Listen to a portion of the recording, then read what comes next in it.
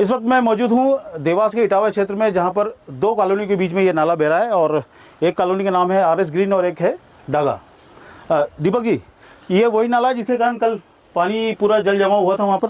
हाँ, ये प्राकृतिक नाला है, वर्षों पुराना है और इसी के कारण कल जल जमाव हुआ था। संभवतः स्थानीय पार्षद ने आके दीवार वगैरह तोड़वाई थी, उसके बाद पानी निकला था। रोड काफ़ी देर तक बंद भी रहा था और इस नाले के जो प्राकृतिक इसका जो भाव था वो संभवतः अवरुद्ध हुआ है। इस कारण से ये स्थितियां पैदा हुई थी। जितने भी सरकारी नाले होते हैं, जो प्राकृतिक नाले होते हैं, उनका नियम होता है कि उसके आसपास स्पेस छोड़ी जाती है ताकि बरसात के दिनों में जब पानी लबालब होकर निकले तो वो आसानी से निकल जाए। लेकिन आप मेरे पीछे देख सकते हैं, यहाँ पर दीवार बना करके और नाले को बिल्कुल सकरा कर दिया गया है।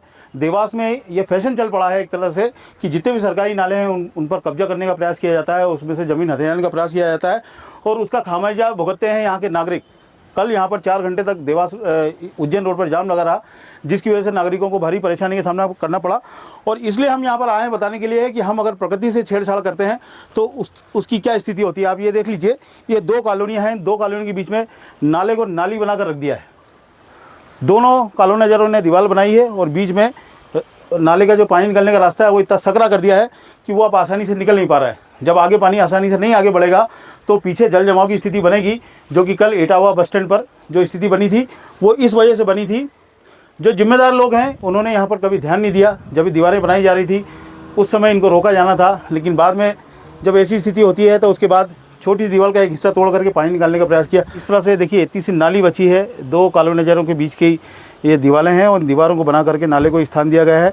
और ना तो इसकी प्राकृतिक नाले के किनारे में जो सरकारी नियम अनुसार जो ज़मीन छोड़ना होती है वो छोड़ी गई है और ना ही उसको ज़्यादा स्थान दिया गया है। और संभवतः इसी वजह से जल जमाव की स्थिति यहाँ पर ये बनी है और नागरिक हैं जो कि परेशान होते हैं। जो जिम्मेदार लोग हैं उनको इनके निर्माण के समय ही ध्यान देना चाहिए ताकि प्राकृतिक नालों में इस तरह के अतिक्रमण ना हो सकें। देखिए, ये विश्वकर्मा नगर है और यहाँ पर अभी भी घर पानी में डूबे हुए हैं, जबकि बारिश कम हो गई है।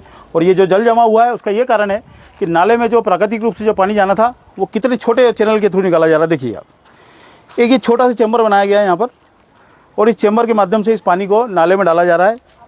जब भारी मात्रा में पानी गिरता है तो इतने से चैम्बर से पानी नाले में कैसे जाएगा, इसलिए पूरी कॉलोनी डूबी हुई है। आप देखिए, लगातार देखिए कितने मकान यहाँ पर डूबे हुए हैं। इन पर जिम्मेदार कतई भी ध्यान नहीं देते हैं कि इस तरह के जल जमाव का कारण क्या है आखिर, और बाद में नाम आता है जनप्रतिनिधियों का कि उन्होंने ध्यान नहीं दिया, जबकि इस पर ध्यान नगर निगम के अधिकारियों को देना चाहिए कि कहाँ पर कौन सा निर्माण हो रहा है और किसके कारण क्या जनता को परेशानी हो सकती है। इस वक्त हमारे साथ में मौजूद हैं वार्ड क्रमांक 9 के पार्षद दीपेश कानूनगो जी और इस एरिया के पार्षद हैं। दीपेश जी, कल यहाँ पे जल जमा हुआ था और ये दीवार यहाँ से तोड़ी गई थी जी। अभी हम पीछे भी देख कर आए हैं, 2 कॉलोनियों के बीच में नाले को सकरा कर दिया गया है। क्या इस पर आप कार्रवाई करवाएंगे नगर निगम की ओर से? प्राकृतिक नाला है ये, यहाँ पर जो है हमारे 9 नंबर में आता है राज शांति ग्रीन्स करके ये कॉलोनी है। ये यहाँ पर जो निर्माण किया है, ये यहाँ जो नाला था, नाले के ऊपर पक्का निर्माण कर दिया गया था। नाले को इतना सकरा कर दिया, नाले को सकरा कर दिया गया था और उसके बाद ये जो रोड तक दीवार लेकर के आ गए थे, जिसके कारण कि पानी का बहाव रुक गया था, जिससे कि यहाँ पूरा पानी जमा हो गया था, जिससे कि पूरा यातायात यहाँ पर अवरुद्ध हो चुका था। जिसके कारण हमने यहाँ पर मौके पर देखा और यहाँ पर आकर जेसीबी से हमने दीवार तोड़वाई। और ये जो यहाँ पर आप जो देख रहे हैं नाला, नहीं, ये जो पीछे नाला है जी, ये नाला भी खोल दिया था, अभी बूर दिया पूरा वापस? हाँ, ये वापस बूर दिया गया है, जबकि हमने कल यहाँ पर आकर के इसको यहाँ पर हमने पूरा ये जेसीबी से हटा दिया था यहाँ पर।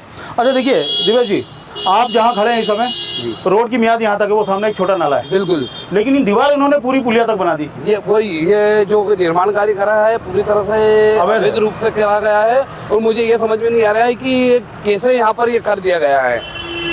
भाई, सवाल नगर निगम पे भी उठ रहे हैं कि जो नगर निगम के इंजीनियर हैं जी, जब ये निर्माण होते हैं उनकी नज़र चप्पे चप्पे पर होती है। इस पर नज़र क्यों नहीं पड़ी? वही मेरा भी यही प्रश्न है कि यहाँ पर अभी तक इतने टाइम तक ये यहाँ पर ये निर्माण ऐसे हो के पाया और ये कि अनदेखा कर दिया गया कि क्या है यहाँ पर, क्या कार्रवाई आप करवाएंगे? ये यहाँ पर मैं अभी नगर निगम आयुक्त जी से मिलूंगा और उनसे यहाँ पर पूरी तरह से इनको यहाँ अवगत कराऊंगा कि यहाँ पर ऐसा निर्माण कार्य हो रहा है कि जिससे कि यहाँ पर क्या मतलब यहाँ पर अधिकारी इसमें लिप्त हैं या जो भी है, ये इनके विरुद्ध कार्यवाही की जाए और यहाँ जो अव्यवस्था चल रही है जिससे कि आप नहीं, जन ये जो परेशान हैं। नाले में जो अतिक्रमण हुआ है जी दोनों तरफ से, जी जी इस पर भी आप कार्रवाई कर पाएंगे? बिल्कुल बिल्कुल कार्रवाई करवाएंगे, क्योंकि ये हमारे यहाँ पर जो है ये विश्वकर्मा नगर आता है, क्योंकि हमने वहाँ पीछे की साइड भी देखा है, हाँ। इन दो कॉलोनियों के बीच में नाला बिल्कुल सक रहा है। बिल्कुल बिल्कुल वो वहाँ पर जो नाले की पहले विश्वकर्मा जो नगर में पानी भरा हुआ है, निकासी भी नहीं है। निकासी नहीं है, निकासी इस कारण नहीं है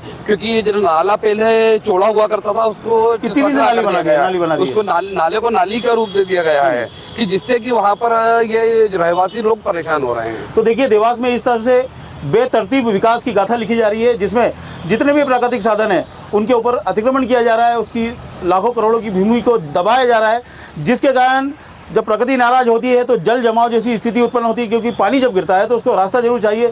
अगर आप रास्ता ही रोक लेंगे तो पानी कहाँ निकलेगा, लोगों को घरों में घुसेगा। इस समय विश्वकर्मा नगर में स्थिति ये है कि पानी बंद होने के बाद भी लगातार वहाँ पे लोग डूबे हुए बैठे हुए हैं और उनके घरों में पानी भरा हुआ है। ऐसी स्थिति के लिए जो जिम्मेदार हैं उन पर कम से कम कार्रवाई भी होना चाहिए। पार्षद जी ने हमको आश्वासन दिया है कि वो इस पर कार्रवाई जरूर करवाएंगे। आप हमारे साथ जुड़े बहुत बहुत धन्यवाद।